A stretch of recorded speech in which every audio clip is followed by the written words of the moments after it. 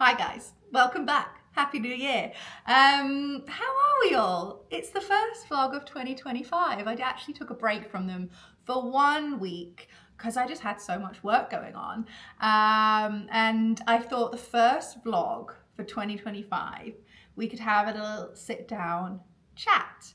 And I wanted to do it all about kind of setting your goals for the new year and setting yourself up to win, and the steps I personally take in order to do that. Obviously, I am an ambitious person. I do run my own business. I have just had a very big life-changing year in 2024, which, as grateful and proud of myself I am for, in terms of my mindset and how I was feeling in myself, it did set me back. I think I've said in previous vlogs, the stress really took hold of me, and there was a lot of negative chatter going on in my brain.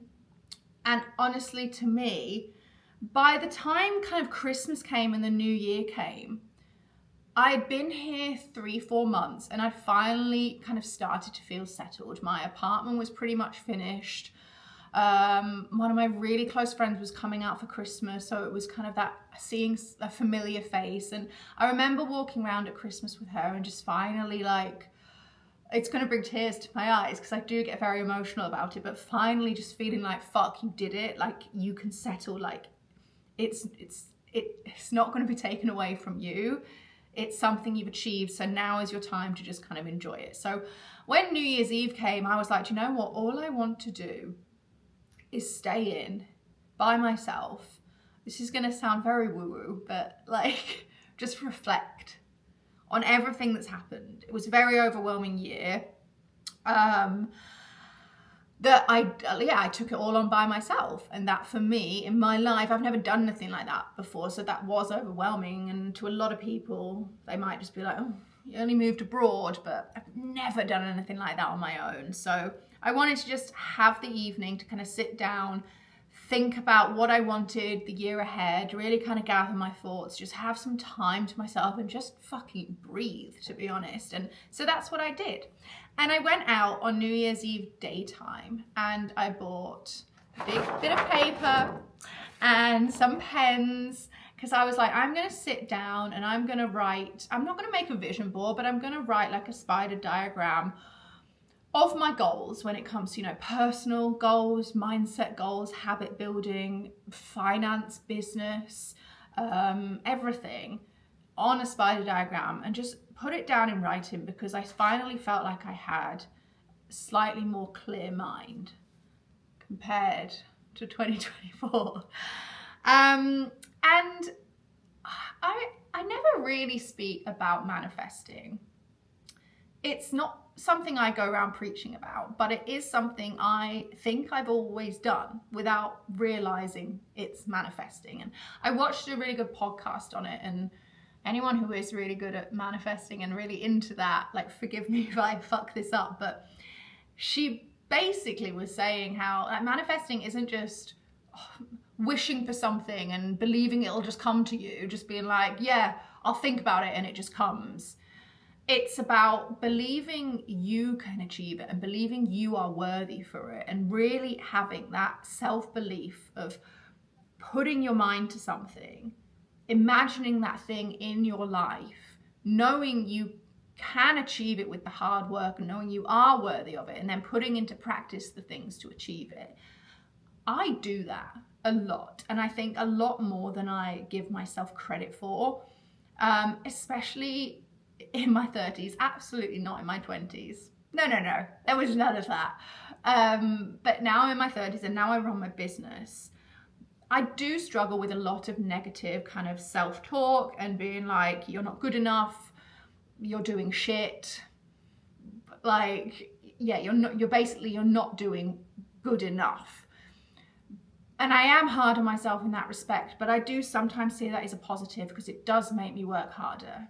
It does. It really does push me to be better. And I just need to take control of the negative side of that and try and see it as, no, you have achieved things that you wanted to 4 years ago. So be grateful for that, but it's okay to want more. It's okay to have different goals in mind, and it can be very easy to not appreciate where you are. And that is simply because you're always raising the bar. I saw a quote on that as well of like, maybe you're never happy with your accomplishments because you're always raising the bar for yourself. And it's about finding that balance of, yes, I have achieved this and I'm very proud of myself for that, but it's okay to keep aiming and keep being ambitious towards things. But I think it's so important to have a clear vision of what you want to achieve. Like, someone asked me like what you want in a 10-year plan. I don't know, because I feel for me, every kind of 5 years of my life has been very, very transformative. And so, for example, when I was in my early 20s, I was like, right, I'm sick of this life in Yorkshire. I'm gonna sell my flat, I'm gonna move to London. So I moved to London. I got a job working in retail, just did it on a whim. Then 5 years after that, right, I'm done with retail. I want a job where I can see real progress, work my way up. What can I do with no experience? Right, I'll become like a PA. I'll work in office management. I'll work my way up. So I completely changed my career path there. Then when I was 30, right, I'm done with that. Right, I'm going to start a whole new career in fitness. Like, have I ever done it before? Have I ever run a business? No. But I'm going to try my hand at it. And then when I was 35, right, I'm sick of London. I'm going to move to New York. I really want to make a go of it in the USA. So kind of every 5 years for me, like fucking clockwork, has been a time where I've just changed everything. I've changed my life. I've still remained the same person, still have all my principles, but it's been like every 5 years has been very transformative for me. So things like 5-year and 10-year plans, I don't know what's gonna, spark the fire inside of me in 5 years' time. So many things can happen, but I do think it's very good to have a clear vision of the year ahead, because that is something you can really break down and see what's achievable in the next 12 months. So that's what I did. I'm going to just cover up kind of the financy bit, but I basically just kind of wrote down all my goals. So I thought I'm going to go through that and speak about, like, some people might hear some of these things and be like, that's a really good one. I'd quite like to do more of that or less of that, and just how I lay it out. So 2025 is in the middle, and then I have kind of 5 subsections coming off the side. I have mindset and habits under one umbrella, personal under another, kind of show you. Then I have finances under one bubble. I have business under one bubble, and I added social media as its own separate for me. That's a big part of my job, so I have kind of, that was a really small one, but I added that at the bottom. So personal, mindset and habits, business focused, and finances, and then you can have little sub ones of anything else. Things like my fitness and anything like that, and hobbies would go into kind of personal or my habits. So I am going to start with mindset and habits, because I feel like that is something that I've struggled with the past few months the most. All this stuff I'm going to list off of doing more of or less of is something I put into practice. It's not like something's completely brand new to me, but it's maybe things that I'm not as consistent as I'd like to be. So I really this year want to get so disciplined with myself, because I know, because I've dipped my toe in these things in the past, I know how good they make me feel, and I know how beneficial they can be to my everyday. So number 1 on the list is less procrastination. And honestly, everyone's guilty of it. We all procrastinate. And when you're working in an office job, when you've got a boss present, when you've got loads of people around you in that work environment, it's easier to stay on task because you've got eyes on you, and you have got deadlines, and you are there from 9 to 6 or 7 to 7 in some cases, and you have to get things done in that time frame. And when you work for yourself, You have more freedom around your hours. Especially in the job I do, because as much as I work in fitness, a lot of my job is sat at home on my laptop, either editing or doing tech stuff for the app or doing things on the back end. So it's about kind of motivating yourself. And when you're alone at home, you do procrastinate because you're like, oh, I could just stay up later and do it. I could just get up a little bit earlier tomorrow and do it. So I'm really trying on less procrastination during the days and really staying strict to those kind of jobs and tasks that I need to be doing throughout the day. So less scrolling on social media came into that. And this is quite a controversial one, but I truly believe that for my job, scrolling on social media can be beneficial. It does give you inspiration. It does show you the trends of what's out there. It does show you what other people are talking about and what's kind of a hot topic at the moment. It can really give you ideas for things you want to film, and that doesn't mean copying. It means someone's got an opinion on something. Okay, well, how can I portray that view to my following and portray the message I want to give on that topic?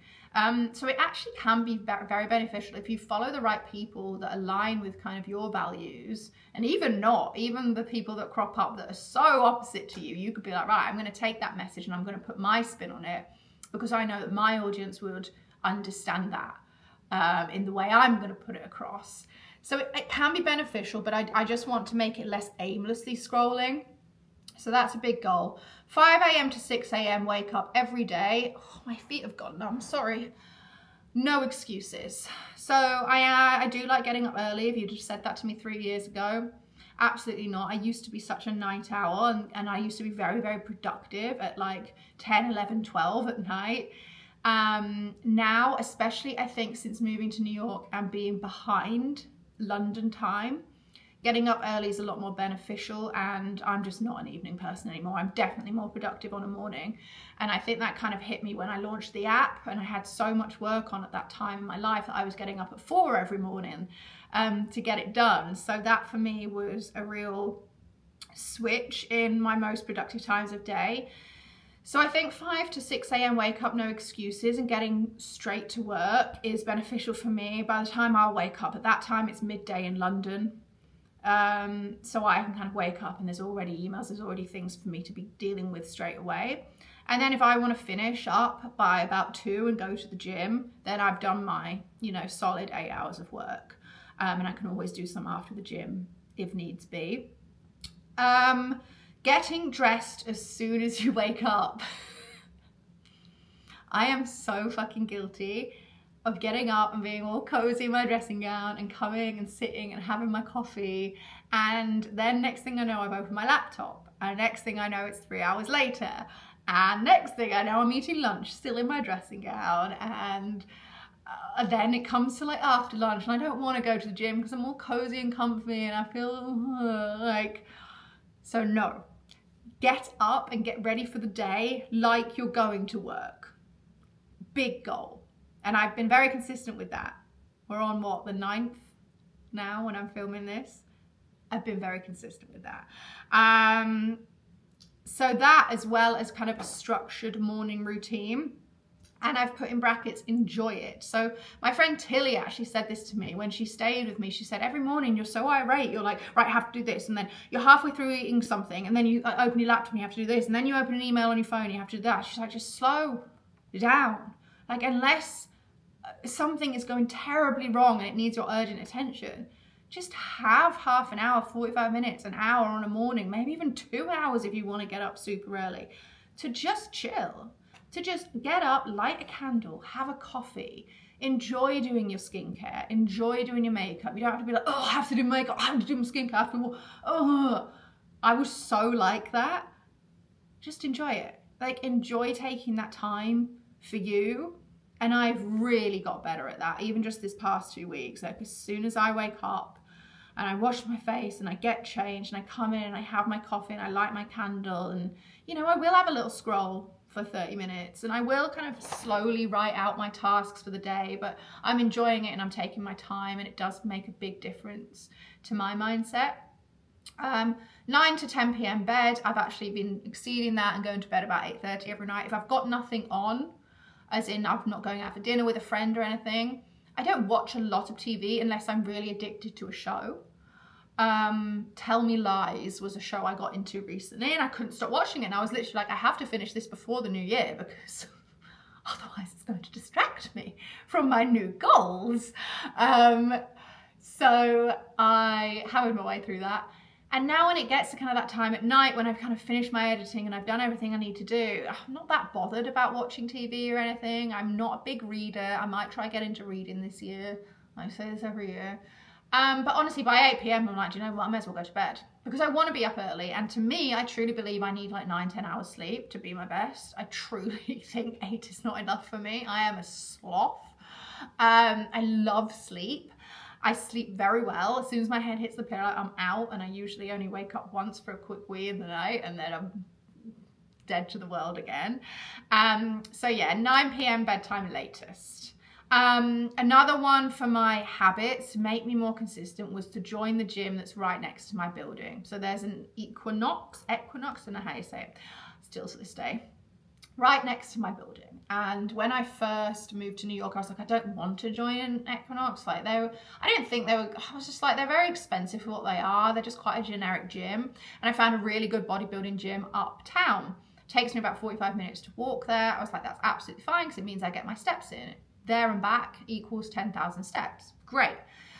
But it really was getting to the point where that would take 3 to 4 hours out of my day, like giving myself an hour to get there, an hour or an hour and a half in the gym, half an hour to get back. It was so much time out of my day. And sometimes when I didn't have time, I would make excuses not to go. Or I would train in my building's gym, but it's very limited with equipment. So I just wasn't pushing myself in sessions as much as I could be. It's absolutely fine to kind of do a dumbbell only workout every now and again, but I was making far too many excuses. So I went to try out the Equinox right next to my building, and it was really bright, which my other gym lacked. My other gym was an underground gym, very dark, and all of a sudden I realized that was one of the things that I was really struggling with, was walking up there and then training, and it was just really dark and gloomy. And it's a great gym, and I'm still going to keep that gym because it has incredible machines and it's a great bodybuilding gym. But day to day, I am just going to go to the Equinox. It's nice and bright. I think it's got everything I need. It's right next to my apartment, and therefore I'm not making any excuses with that because it's right there. It's right there. I cannot make excuses. So I've been really consistent with that. I am going to keep my other gym, as I said. It does let me film, so that's quite important for my job. It is nice to kind of go every now and again and try the different machines, and if I have time, then I will go to that one. Every morning write out the tasks you need to do that day. So I've been quite good at that. This whole past week has mainly been editing content because I go on holiday next week and I wanted to kind of batch edit and film content before I went. Editing is extremely time consuming, and anyone who says it isn't, please tell me your tips and tricks, because if I want 2.5 weeks worth of reels, so 15 to 20 reels, it depends what you're editing, but that is a good week's work for me, kind of getting the videos, finding the videos on your phone, putting them together, having days to film them, then cutting that. It really is longer than I ever envisaged. So for me, that's been my real plan this week. But laying out what content I wanted to post, the titles of those reels, what videos needed to be included in that, going through my phone and finding those videos, writing scripts for voiceovers, everything like that's really going to prep you. So when I wake up in the morning and know I'm going to film a reel on glutes versus quads, I've got the script written out. I know what I'm going to say. I've got it edited in my phone, and I'm really going to hammer out that content knowing it's all been prepped. So just stuff like that, just, yeah, specifically write out the tasks I need to do and stick to that. And I put underneath that specific days for content and planning. This for me is a huge one because usually as a creator, you'd wake up in the morning, you'd be like, well, what can I film today? Like, what can I do today? And then every day seems to be taken up by that, which is a lot of sitting around and scrolling through your phone and finding ideas and editing, which is a lovely thing to have as your job. But it can become very isolated and you end up staying in all day doing that. Like I just said, it takes a lot of time. So if I dedicate certain days, if I know 2 days a week are simply going to be filming and editing content, then I can have a little bit more freedom with my other days. But if you're factoring it into every day individually, it can get a little tedious for me personally. And I sometimes just let it slide and be like, oh, I won't make a post today.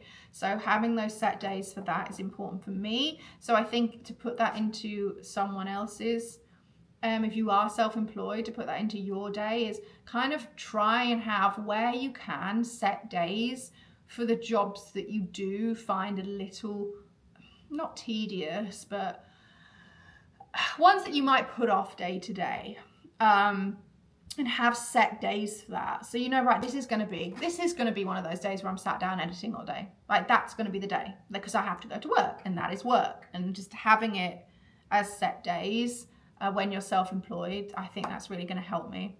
I touched on this at the beginning, but stopping overthinking and stopping self-sabotage is a big one for me. So that's kind of a mindset one. So I am really working on that. I think last year I had so much fear of I'm going to fail. And I think that stemmed from me not knowing or not whether I was going to get the visa. That then really affected everything I did last year. My mindset, my work, my social media, my personal life. I didn't want to date. I didn't want to meet men. I didn't want to really speak to anyone new. I didn't have that much self-confidence in myself. Why would anyone want to talk to me? I'm not interesting. Why would anyone want to watch me on social media? I'm not interesting. I feel if I go on a date, I've literally got nothing to say. I was really down on myself. And self-confidence doesn't necessarily mean you look in the mirror and you don't like what you see. It's not all about aesthetics. I think for me, a big part was my personality. And I was like, no one wants to watch me. I'm rubbish at what I do. Why would anyone want to join my app? I'm rubbish at what I do. Why would anyone want to date me? Like I said, I was very down and out. I might do another video all about that separately, but that is a big one for me. I really feel like I'm breaking out of that mindset a lot.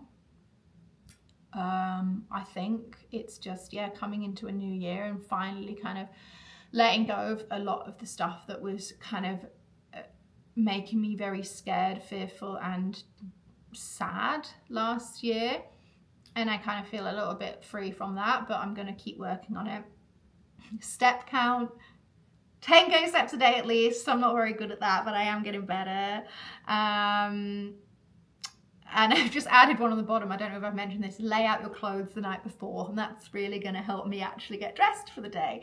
And they're all my little personal mindset habit ones. And they're so little. And yours can be anything you want, as little as it is. It's only you reading this little diagram. But anything that you find makes even the slightest difference to your mindset every day and your structure every day is worth writing down and worth putting on and worth working towards. And if you just keep this out, put it on your wall, put it on your desk, wherever, and just take a look at it every day and just, check in with it and be like, am I actually doing this stuff? Because it's all stuff that habits don't just happen overnight. And I preach this a lot when it comes to fitness.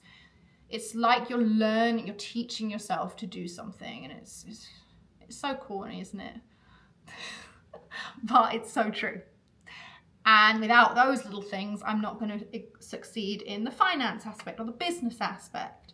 So in little personal goals, there wasn't as many of these, but start dating again and be open was top of the list. I'm so ready to start dating again. I am going on holiday for 2.5 weeks, and then I'm actually getting my neck lift, which I'll also vlog. So that's 3 weeks of being a swollen little hamster. So I don't think I'll date around that time, but come March, I'm going to start putting myself out there. I realized when I was sat with one of my friends having dinner last year, he was gay and we were talking about guys. And at the end of the conversation, he kind of turned to me and said, God, you really hate men, don't you? And I just stopped in my tracks and was like, I do not want that to be the vibe I'm giving out. And how awful it to go on a date with someone and me give off that vibe. And maybe I did. Maybe I did hate men for a while. I was screwed over a long time ago, and maybe I am a little bit bitter about that. But I physically didn't, it hit me then that I was like, right, I'm not dating until that part of me is recovered and gone, because I do not want to go on a date and someone think she's a fucking man hater. No, I want to go and be really open and really want them to be like, she's interesting. Like, I want to get to know her. She seems like she really wants to get to know me. And that's that. I feel like I'm there. Say yes more, especially being in a new city. That's a big one for me. Ensure your work is done in the daytime so you can enjoy the evenings, and be more spontaneous on the evenings. So a lot of the time, if I don't get the stuff done I need to get done in the day, and I'll still be working late, and I'll, like, for example, my friend Rob messaged me, be like, do you want to go to a concert? It starts in an hour.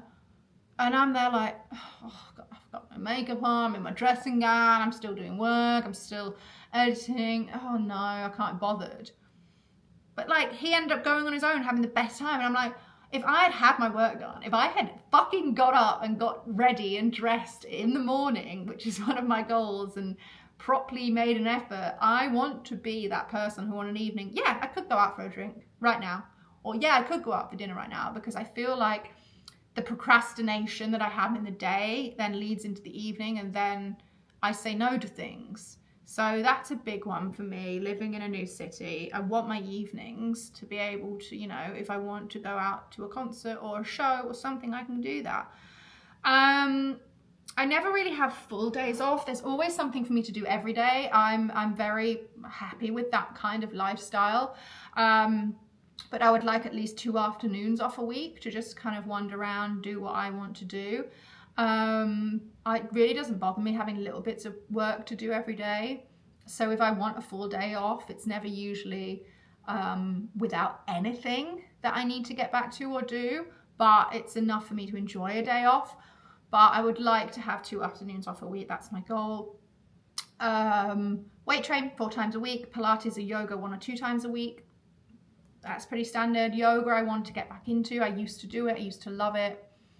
I'm very stiff at the moment. So weight training and yoga or Pilates for me, I think would be a nice mix. And get fitter, more light cardio, so get a little bit fitter. So that's kind of my personal, my mindset and habits. For finances, running your own business, I'm very lucky that I can pay myself what I want. I can kind of decide my salary and dividends, like all being well that the business has money in it. But I want to be better with that. I don't want to be paying myself aimless amounts and just being like, oh, I can spend this. Because no, you can't just spend it. And when you have a business and you have VAT bills coming out every 3 months, which are extortionate, and tax bills, and now I'm moving here, I could have stuff to pay in the UK, I could have stuff to move to the US. I really want my business, I really want to be holding as much money in my business as humanly possible. And New York's an expensive city. My expenses have gone up drastically. My rent's gone up, everything's kind of gone up. I know what's doable for me. Me and my accountant went through the figures. We said you can happily, comfortably pay yourself this each month, but I don't want to hit that number. I would quite like to be a little bit more sensible this year, especially build up some savings, really focus on keeping money in the business for other projects that I want to work on. I think I was very comfortable before I moved here, and the move cost me so much money that to me, I kind of had to see that as a business investment. And I spent a lot of the time last year feeling very guilty at how much I'd spent on this move, or the broker's fees, the travel here, the shipping, or the furniture when I moved here. It was a deposit on a house. That's how much it cost me. I would say moving here cost me over $80,000, everything over the past few months. £80,000, sorry. Oh my God, I say dollars. So to me, I had to kind of see that as a business investment. Even though a lot of it was, my personal savings, not business money. And I think that amount of money going out your account, like anyone buying a house or making a huge investment, that you maybe, I think with this, it was just different. It wasn't buying a house. It wasn't a business investment. It was literally moving to New York. And I was like, oh my God, what have you done? You spent so much money. And I felt really guilty for it. But I have to kind of see it as, look, it was stuff that it did cost a lot. I also had a rebrand for my entire company at the same time, so that was a huge investment. It was just a few months of a lot of things coming out, and it really weighed down on me. Like any kind of big finance decisions, they will always weigh down on you. And I spoke to a lot of people about this to kind of reassure and be like, look, when you have big things like that come out, when you run a business, do you feel like this? And they were like, absolutely, because it's all on you. And I mean, yeah, I know people who, you know, maybe have families feel the same as well. You have such huge outgoings for certain things that crop up, and then it's all on you. You've got a family to look after. My business is my baby. I've got that to look after. So I really want to, I'm at a good stage now. You know, I've leveled myself back out. I want to just be really cautious with paying myself only what I need to be paying myself, really. So that means less spending on pointless clothes. I used to, when I lived in London, I had a lot more disposable income. I was buying designer handbags like fucking crazy because I could.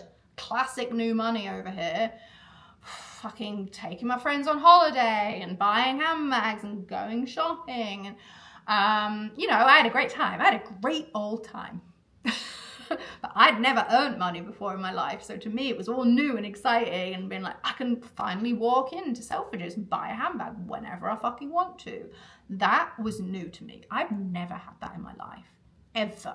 Not from a family that buys material things. I wasn't raised like that. I never made money for anything designer in my life until I was kind of like 32. I think I got my first handbag.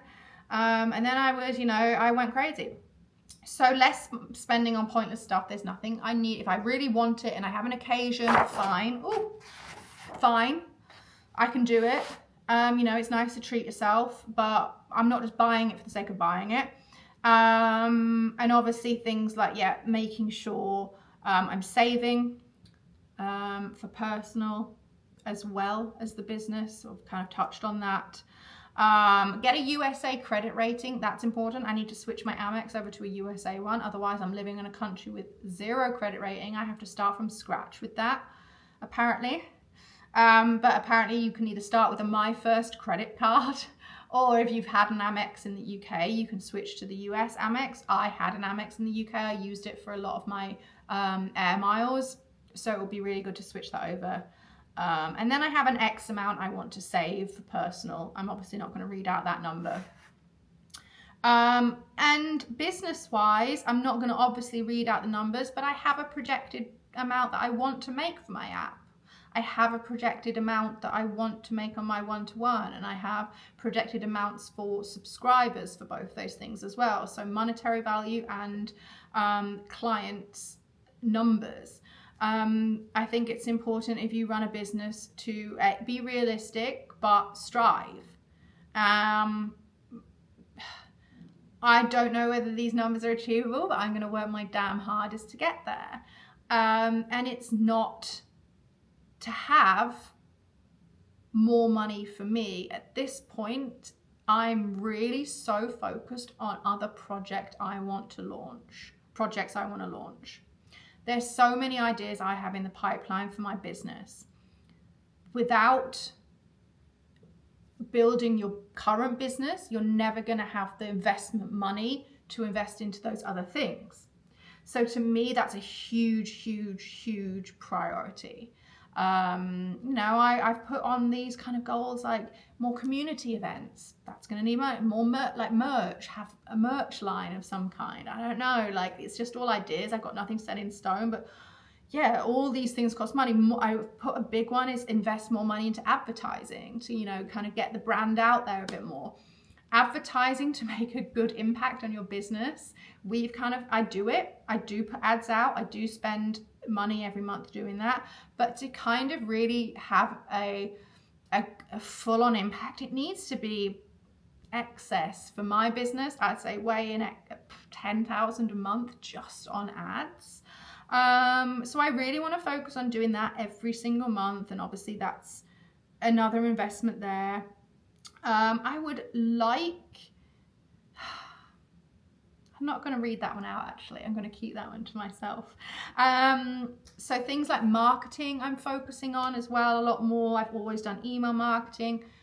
I could be better at that. If you run a business, you know how impactful email marketing is. It's very lucrative. It's a great way to connect with your audience that isn't social media. It's a great way to give free value to your audience, as well as kind of selling your product to them. So it's like, I've got to see it as Instagram stories. Like Instagram stories, I will push my product on there, and I also will post some personal stuff on there, and I really want to start seeing my email list like that. Give value, have a newsletter, but also speak to clients about what I'm offering, what new features do we have on the app, what can we offer you with on one-to-one. And I really want to get better at email marketing, because if you're not doing it for your business, you need to be doing it. And I spent a lot of time and money in 2024 setting up a really good system, making sure it was all, following the guidelines, because there are a lot of little legal technicalities there that I obviously never knew setting up a business. I hired a marketing agency actually out here in the USA to really go through my email list and segregate it into, obviously I've got app users, I've got one-to-ones, I've got general inquiries, I've got people who download my ebooks, and it's about setting up a system where you can segregate that or have them as a group. Obviously I knew nothing about that. People watching this are all good on email marketing. You'll be like, yeah, obviously there's systems that do that for you. But when you have no idea what system is best to use, what's going to be easiest to use, what's going to allow me to have a bit more control, and it also then has to sync up with whatever system you use for your product. So whether you use Shopify, whether you use Stripe, they all have to kind of sync. And when you have one-to-one on one system and software, and then you have an app on another software, it's not as easy to do as if I had one kind of e-commerce brand. If I had a jewelry line, for example, a jewelry store online, it wasn't as easy as that to set up. It was quite complex, just to kind of make sense of everyone who is, downloading my stuff or signing up to my email list or signing up to my app. So I'm really pleased I invested money into that last year, and I'm the kind of person who wants to know about it. So if you're teaching me something, I'm going to want to know everything about it. So if they're saying, no, we can do it for you, like, don't worry about it, you just pay us the money, we'll do it for, but I want to know how it's done. So that if I ever have to get rid of those people, if anything ever happens, I know how to do it. I did end up getting rid of that marketing agency, and now me and Andy from my app have taken it over for a while, just because I like being the one to write those emails and see how they look, and I like having a good eye for it, and I just like doing it myself. I know that's adding more work onto me, but yeah, I'm babbling. Email marketing is a big focus. Social medias, I obviously have a goal for my followers on Insta, a goal for my followers on TikTok, if that doesn't get banned in the US, which is in the pipeline, and a certain number for YouTube. And just be more strict with my content, and posting every day. I've just read out all my goals to you. You all know everything except my finances and my financial goals. But I hope, I don't know, if anyone runs a business or doesn't run a business and just, found this helpful in a way they can set out their goals, or find it helpful to hear someone worry about things that you might worry about. I know I find it so helpful to voice things I stress about. and hearing other people and knowing that other people worry about the same things, it's nice to relate to that. And it's nice to know you're not alone. So I hope, hearing some of mainly the mindset and habits might inspire you to make your own little board. And thanks for coming to my chit chats. We've parked on now for 40 minutes. It was quite nice for me to actually just go through that myself, to be honest. I'll see you next time. I go to Thailand. I'm not sure if I'll be vlogging and uploading whilst I'm there, but I'll definitely try and get some Thailand vlog to post when I get back. Please don't forget to subscribe. Any questions, requests for videos, drop them in the comments. I am just going to add on to the end of this video something that I've never ever spoken about before. And I'm going to admit it because it's going to be freeing. So for a long time, ever since I was younger, I smoked. I smoked cigarettes. Loved a cigarette. Was never a heavy smoker. Was never heavy. But I would say 5 to 10 in the past few years, every day, right? It was on and off. There'd be times where I'd quit for a bit. There'd be times where I'd start again. There are times where I'd have 1 a day. There'd be times where I had 5 a day. I quit and I haven't touched a cigarette since. And I now feel sick anytime I try one. So I've had friends that have done it around me and I've had like a drag. So anyone sat there who smokes, who's like, I could never quit, I love the taste of them. Yeah, you can, trust me, because if you like give it time, you'll then be repulsed by it. But when I moved here, I was actually stupid enough to get a vape. Stupid. And I just got really fucking hooked on this vape to the point where I was vaping more than I'd ever smoked. So I think I worked out that I was vaping the equivalent of 20 cigarettes a day. And when, oh my God, shocked. I was shocked. I'd never smoked that much. It was so easy to do here. It was so easy to pick up the vape and do throughout the day. I was very stressed. I needed distraction. I ended up getting hooked on it. And I watched a podcast, which I think you should all go watch on YouTube right now. And it's Stephen's podcast, and it's on dopamine and how addictions affect the brain. And since watching that podcast, I have not touched my nicotine vape. I was like, fuck this. Maybe this is the reason I felt so depressed and down and sad and unmotivated last year, alongside the fact that I'd obviously changed my entire life and moved countries. But I was like, what if it's affecting my brain? I've never vaped before in my life until like the past 5 months. And I was like, what's the thing that's changed? That and moving. Now I'm settled here, but what if it's that's still affecting my mindset day to day? And I was like, it suddenly hit me that I don't really truly know my body long term without nicotine, because of the fact I tried my first cigarette on the same night I first got drunk and the same night I ever tried weed. I did it all in one night when I was young. And I think I wasn't like a heavy smoker since the age of like fucking 15. Like, please don't think that. But I would have cigarettes and I would have them every single week. And sometimes, every single day. And when I quit that, I felt so much better and stupidly started this vape. And I really do think this fucking vape ruined my brain. I truly think it did. So to anyone out there who is a vapor or a smoker, sat there thinking I could never give it up, you fucking can. And I already feel better. And I've never spoken about this before, never on my social media, nothing. This is a confession.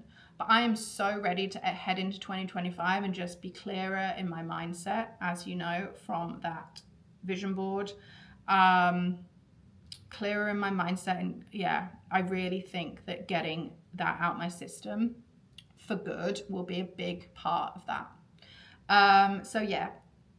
really try. And if you are really struggling with quitting any kind of nicotine or any kind of substance, whether that be drinking, binge drinking, whether that be having a line on a night out, whether that be smoking weed, whether that be something way more serious, go watch this podcast. It might not help you, but it's Stephen, and it's his most recent one on Diary of a CEO, and it really, really helped me to rethink